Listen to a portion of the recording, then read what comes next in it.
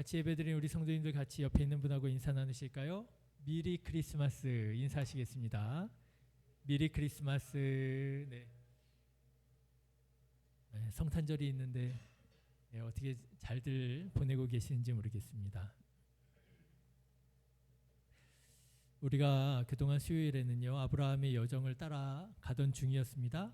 그런데 오늘은 잠깐 딴 길로 좀 세보려고 합니다. 바로 베들레헴이지요. 예수님의 탄생을 우리가 맞이하면서 예수님께서 태어나신 이 베들레헴은 어떤 곳인가, 오늘 베들레헴에 대해서 말씀을 전하려고 합니다. 사실 베들레헴은 이스라엘의 여러 도시 중에 한 작은 도시였습니다. 그러나 베들레헴이 이스라엘이 역사와 온 인류 역사에 남긴 큰 의미는 결코 적지가 않지요. 왜냐하면 베들레헴은 이스라엘을 최고 성군인 다윗 왕과 우리 주님 예수 그리스도께서 태어나신 곳이기 때문입니다. 오늘 성탄절을 맞이해서 예수님의 여정 그 첫 번째 장소인 베들레헴에 대해서 말씀드리고자 합니다. 저는 오늘 말씀을 전하기에 앞서서 먼저 이런 질문을 좀 던져보고자 합니다. 여러분, 예수님께서는 왜 베들레헴에서 태어나셨을까요? 세상에는 얼마든지 멋있고 아름답고 또 강력한 곳이 많이 있지 않습니까? 제가 요즘에 챗 GPT에 관심이 무척 많습니다. 제가요 챗 GPT로 돈도 좀 벌 수 있지 않을까 이런 생각도 좀 해보고요. 근데 얼마 전에는 챗 GPT가 4.0으로 업그레이드가 됐어요.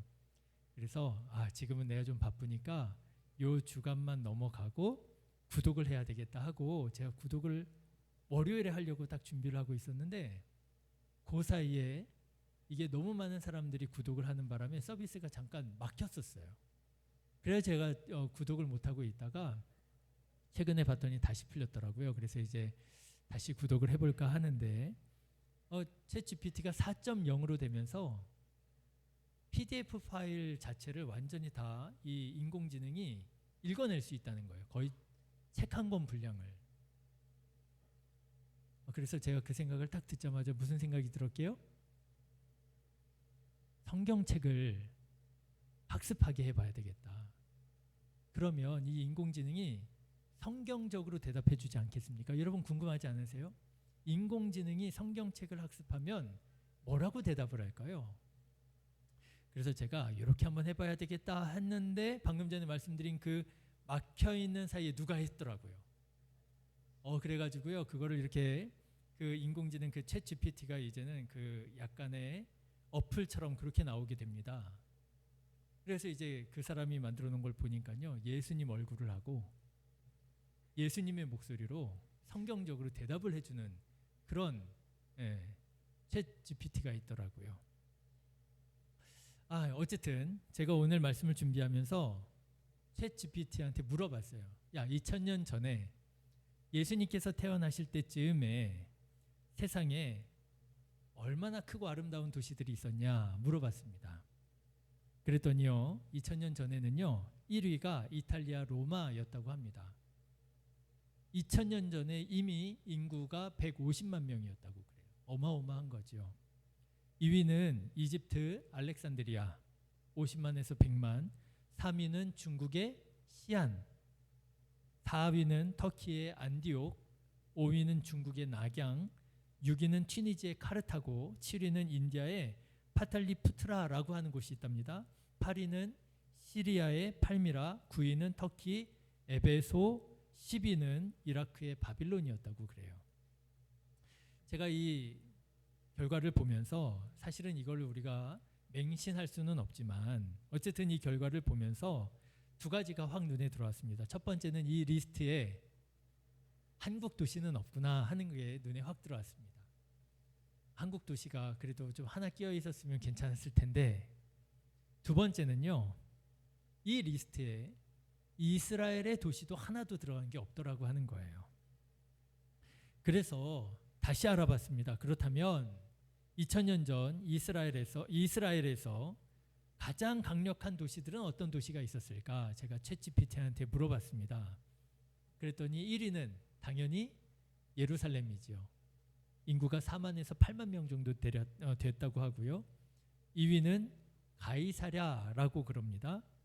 가이사랴 빌립보가 아니라 가이사랴라고 하는 도시가 있어요. 3위는 디베랴라고 하는 곳입니다. 4위 베산, 5위는 요빠였다고 그래요. 역시 2000년 전에 베들레헴이라고 하는 이 도시를 찾아볼 수가 없는 거예요. 그래서 다시 알아봤습니다. 그러면 2000년 전 베들레헴의 도시 규모는 얼마나 됐니? 라고 물어봤습니다. 정확한 자료는 남아있지 않지만 대략 베들레헴은 2000명 정도의 사람들이 살았을 것이다, 이렇게 얘기를 하더라고요. 이거는 믿을만 합니다. 제가 복수의 자료를 검색해 봤더니 적게는 수백 명에서 많게는 3000명까지 있었을 거라고 하는 데이터를 보게 되었어요. 대략 예수님이 태어나셨을 때 베들레헴의 도시 인구는 2000명가량 되었다, 이렇게 우리가 볼 수가 있는 것이죠. 여러분 어떻습니까? 2000명 정도 되는 도시, 저는요 생각보다 기대보다는 큰 도시라는 생각이 들었어요. 큰 도시였네. 왜냐하면 예수님께서 어린 시절을 보내셨던 나사렛 있잖아요. 나사렛은요 훨씬 작은 동네였거든요. 250명에서 400명 정도 사는 동네가 나사렛이었습니다. 그러니까 나사렛에 비하면 베들레헴은 생각보다 제법 규모가 큰 도시인 거예요. 자, 근데 어쨌든지 간에 생각보다 기대보다는 컸지만 역시나 베들레헴은 작은 도시였음에 분명합니다. 자, 여러분 이상하지 않습니까? 2000년 전에 정말 아름다운 멋있는 강력한 도시들 허다했습니다. 많았습니다. 무려 150만 명이나 되는 로마라고 하는 도시도 있었습니다. 그런데 예수님께서는 그 많은 도시들을 선택하지 않으시고요. 그렇다고 이스라엘에도요 얼마든지 좋은 곳 많이 있었습니다. 오죽하면 동방의 박사들이 이스라엘의 유대의 왕으로 태어나실 이는 아마 왕궁에서 태어날 거야 하고 예루살렘으로 갔을 정도가 아니었습니까? 그런데 이상하지요. 예수님께서는요 예루살렘도 아니고 가이사랴도 아니고 디베랴도 아니고 벳산도 아니고요 베들레헴이라고 하는 정말 작은 도시, 잘 이름도 나오지 않는 그런 도시에서 태어나셨다라고 하는 거예요. 왜 예수님께서는 이런 작은 도시에서 태어나셨느냐? 왜냐하면은요 작기 때문에 그곳에서 태어나셨다라고 하는 거예요.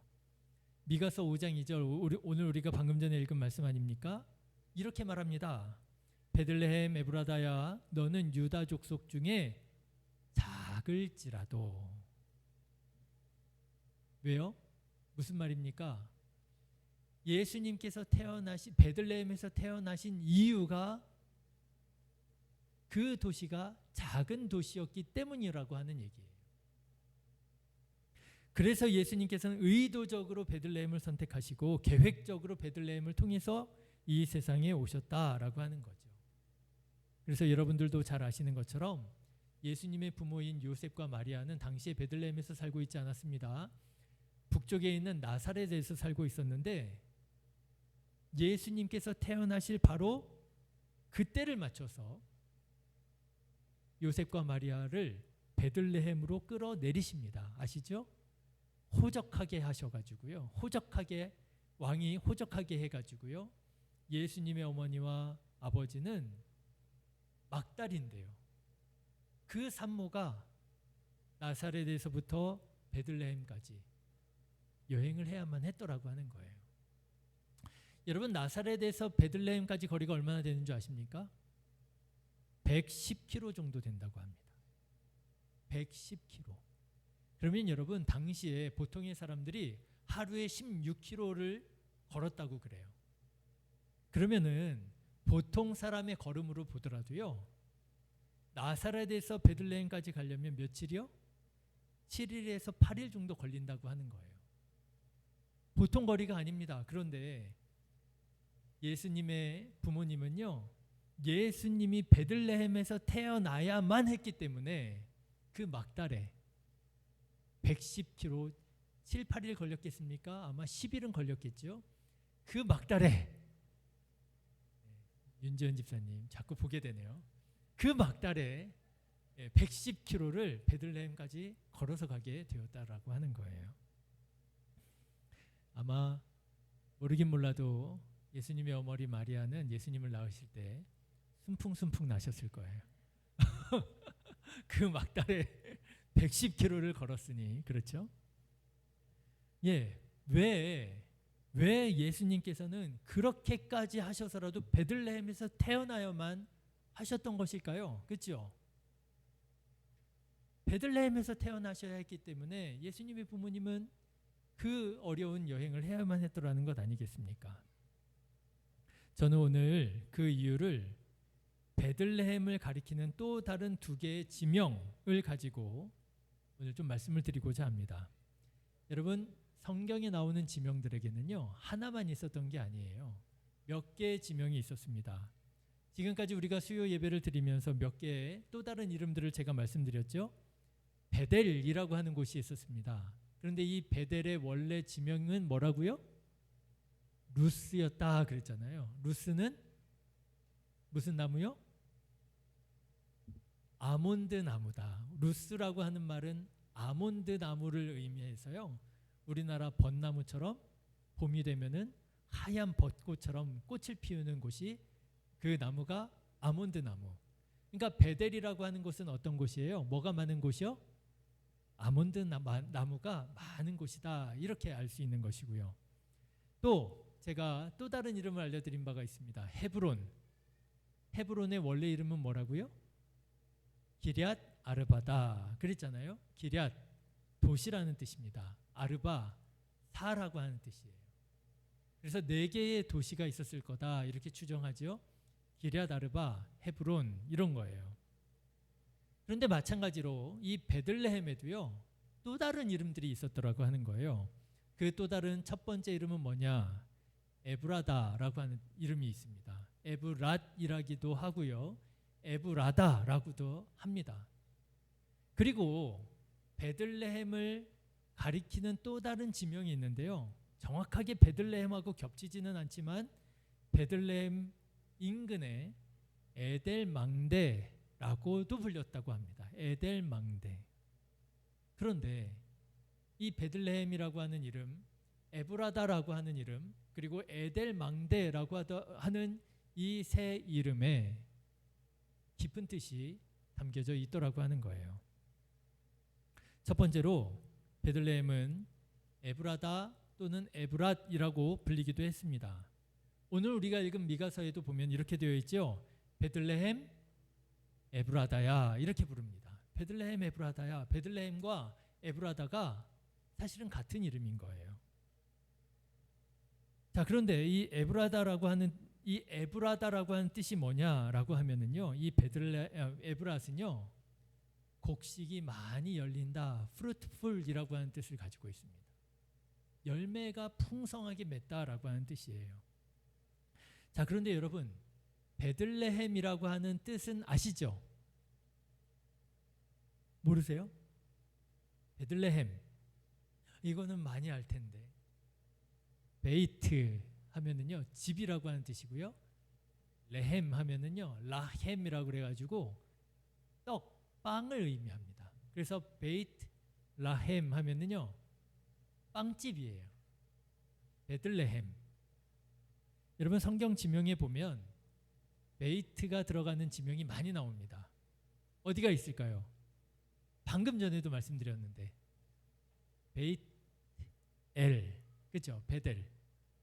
벳엘도요 베이트 엘이에요. 베이트 집이고요. 엘은 뭐예요? 하나님이란 뜻이잖아요. 엘 샤다이. 그래서 베이트 엘 하면 무슨 뜻이 될까요? 하나님의 집이 되는 거예요. 그래서 야곱이 루스에 가서 돌베개를 하고 자다가 꿈을 보고 하나님의 음성을 듣고 아, 하나님이 여기도 계시는구나 하면서 거기 이름을 베이트 엘, 베델이라고 하죠. 하나님의 집이로구나. 베이트라고 하는 지명이 들어가는 곳이 많습니다. 여러분 상식적으로 알아두시면 이스라엘에는 베세메스라고 하는 곳도 있어요. 어디예요? 딱 들으면 기억 안 나십니까? 이스라엘이 블레셋하고 전쟁을 벌였다가 졌어요. 그래가지고 하나님을 좀 이용해서라도 이겨보려고 언약궤를 가지고 옵니다. 하나님이 이용당하시는 분이 아니잖아요. 또 졌습니다. 근데 지는 정도가 아니고요. 완전히 참패를 당해서 하나님의 임재의 상징인 언약궤까지 빼앗겨 버립니다.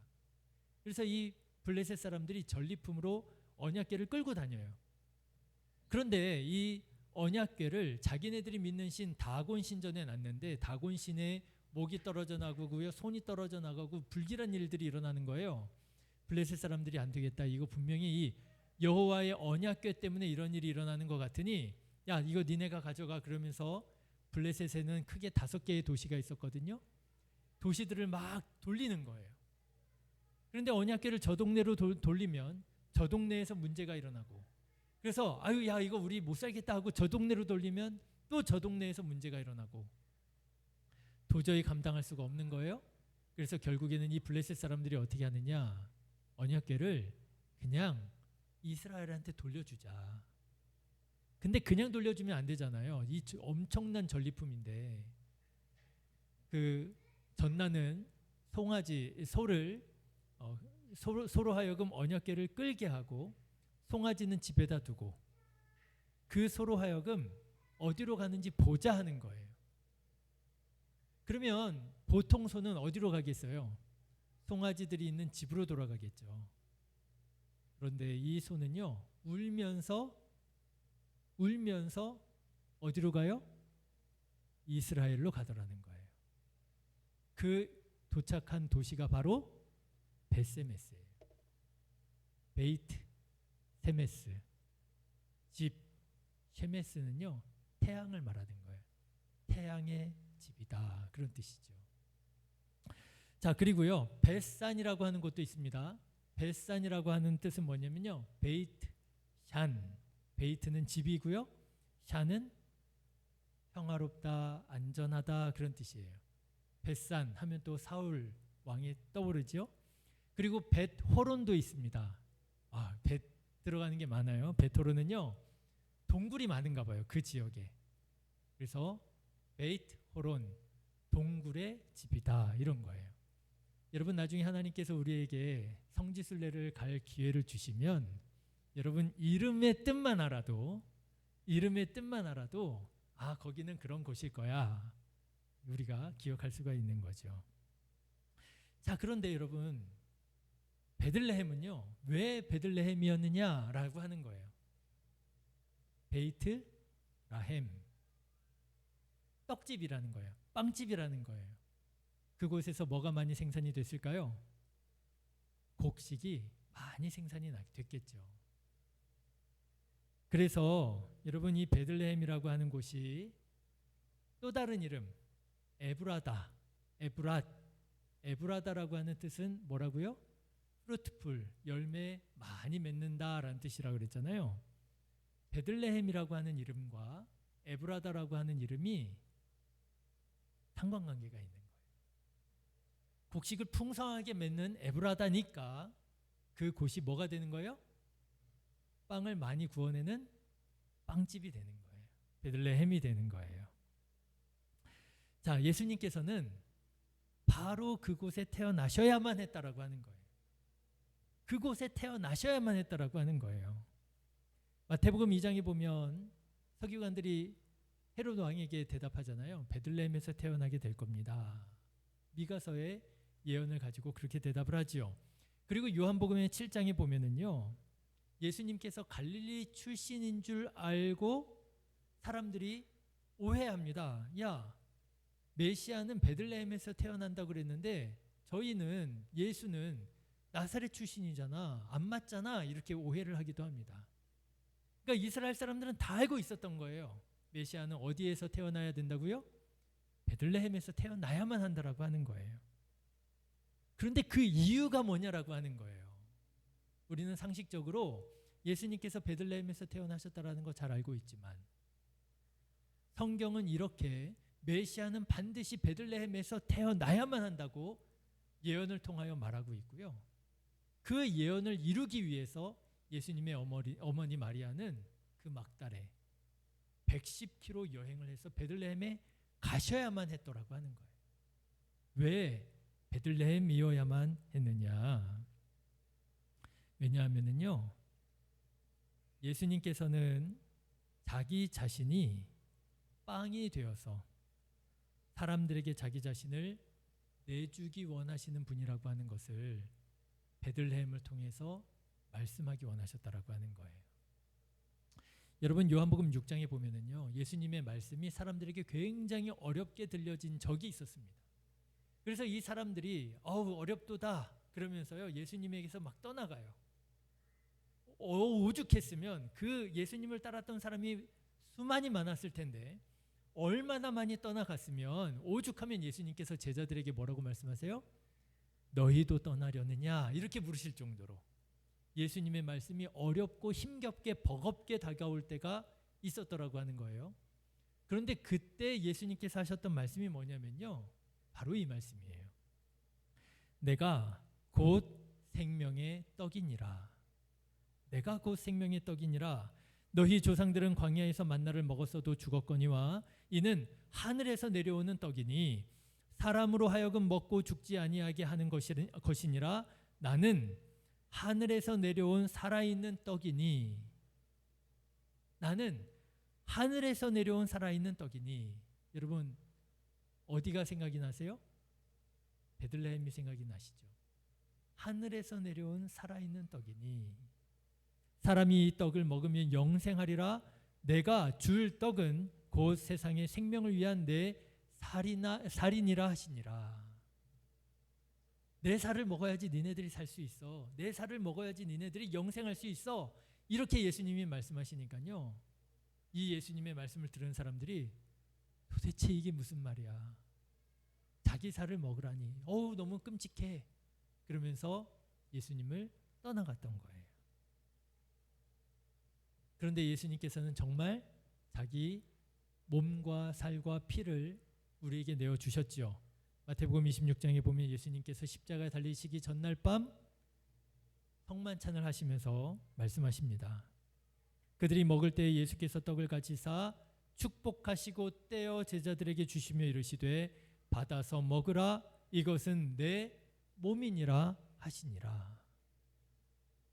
여러분, 예수님께서 왜 베들레헴에서 태어나셔야만 했을까요? 왜냐하면 예수님께서는 바로 이 사실, 이 말씀을 우리에게 그의 삶으로 증언하기 원하셨다라고 하는 거예요. 예수님은 섬김을 받으려고 오시는 것이 아니라 예수님께서는 우리에게 자기의 몸을 떡으로 빵으로 내어주시기 위하여 이 세상에 오셨다라고 하는 거예요. 사랑하는 신의교회 성도 여러분, 예수님의 살과 피를 먹고 마심으로 죄사함 받고 구원받는 자 되시기를 주님의 이름으로 축원합니다. 어렵다고 생각하지 마시고요, 떠나지 마시고요, 그 말씀을 붙잡고 그 말씀의 의미를 깊이 묵상하시고 그 안에서 은혜를 찾으시기를 주님의 이름으로 권면합니다. 자, 그래서 베들레헴 에브라다는 그런 뜻이 있어요. 떡집이라는 뜻이고 빵집이라고 하는 뜻이고요. 그리고 곡식이 많이 맺는 곡창지대다, 이런 뜻이에요. 그런데 이 베들레헴에 관련된 세 번째 이름이 있습니다. 아까도 말씀드렸는데 에델망대라고 하는 이름이 있어요. 정확하게 말을 하자면 조금씩 차이는 있을 수 있어요. 그런데 거기가 거기예요. 그러면 에델망대는 뭐냐? 여러분, 창세기 35장에 보면 이 세 이름이 한 장소에서 다 나오는 때가 있어요. 거기가 어디냐면 라헬, 야곱의 아내 라헬이 베냐민 막내 아들을 낳다가 죽지 않습니까? 그래서 죽어서 이제 묻히게 되는데 그 묻히는 사건을 기록할 때 이 세 이름이 다 나와요. 베들레헴, 에브라다, 그리고 에델망대, 이 세 개의 이름이 다 나옵니다. 자, 그런데 이 에델망대는 무슨 뜻이냐? 망대라고 하는 말은 말 그대로 바라보는 곳이에요. 지켜보는 곳입니다. 그러면 에델이라고 하는 이름의 뜻은 뭐냐? 에델은요, 가축 떼를 말하는 거예요. 가축, 뭐 소떼 무리, 양떼 무리, 염소떼 무리, 이렇게 무리를 에델이라고 부릅니다. 그러니까 여러분이 에델 망대라고 하는 이름을 통해서 베들레헴이 어떤 곳인지를 또 한번 유추할 수 있겠지요. 어떤 곳이라고요? 쉽게 말하자면 양떼 목장이에요. 양들을 많이 기르는 곳입니다. 그러니까 여러분 이 에브라다, 베들레헴, 에델 망대라고 하는 이름만 가지고도 베들레헴이 어떤 곳인지를 우리는 대략 짐작해 볼 수가 있는 거예요. 수출이 풍성하게 맺는 곡창지대이기도 하고 양들을 많이 키울 수 있는 그런 방목할 수 있는 지역이기도 하고. 자, 그런데요, 실제로 베들레헴은 양떼를 키우는 곳이었다고 합니다. 여러분, 베들레헴에서 태어난 유명한 두 사람이 있었다고 말씀드렸죠. 한 사람은 누구죠? 예수님이고요. 그리고 누구죠? 예수님의 조상 다윗이 베들레헴 출신이잖아요. 근데 여러분 생각해 보세요. 다윗의 직업이 뭐였지요? 사무엘 선지자가 이새의 아들 가운데에서 이스라엘의 왕이 있다 그래가지고 이새의 아들들 중에 왕으로 하나님께서 점 찍어 놓으신 사람 기름 부으려고 이제 이새의 집으로 갑니다.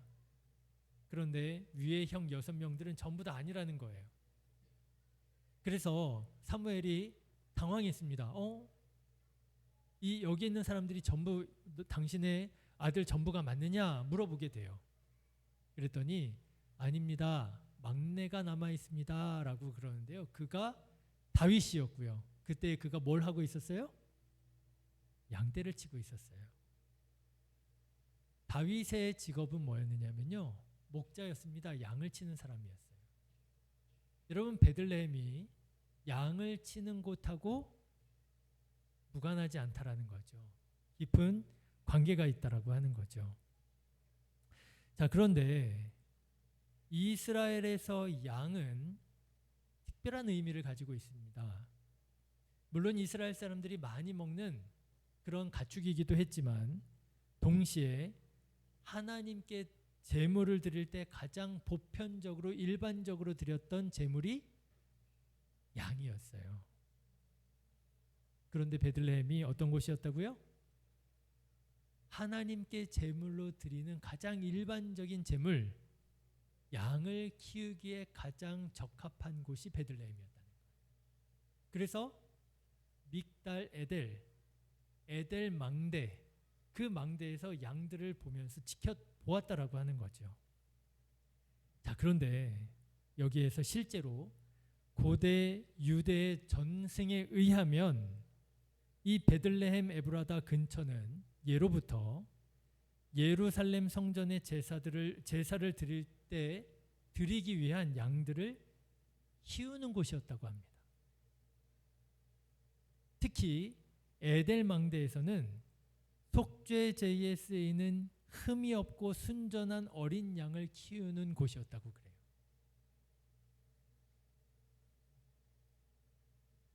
여러분 신기하지 않습니까?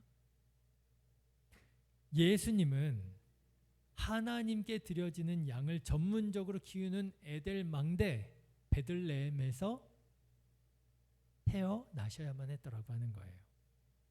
왜요?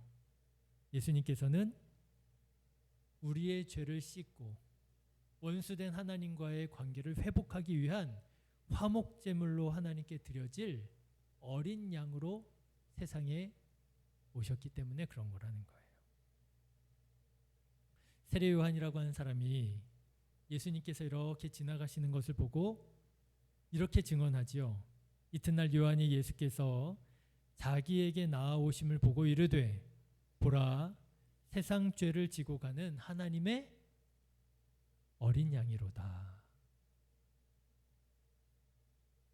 자, 여러분 어떻습니까? 예수님께서 태어나신 베들레헴의 다른 두 이름 에브라다, 에델 망대, 이 두 이름을 가지고 보니까 예수님께서 왜 베들레헴에서 태어나셔야만 했는지 그 이유가 분명해지지요. 예수님은 가장 작은 동네 베들레헴에서 태어나심으로 자기 자신을 사람들에게는 산 떡으로, 생명의 떡으로 나누어 주셨고요. 하나님께는 화목제물로 어린 양으로 드려지려고 베들레헴에 오셨더라라고 하는 것입니다. 마태복음 20장에 보면 예수님께서 세상에 태어나신 이유를 이렇게 말합니다. 인자가 온 것은 섬김을 받으려 함이 아니라 도리어 섬기려 하고 자기 목숨을 많은 사람의 대속물로 주려 함이라. 예수님께서 베들레헴에 오신 이유는요, 내가 주려고 왔다라고 하는 것을 말씀하고자 하시는 거예요. 내가 너희에게 내 몸을 주려고 내가 왔다. 나는 하나님께 내 생명을 드리려고 어린 양으로 내가 이 세상에 왔다라고 하는 거예요.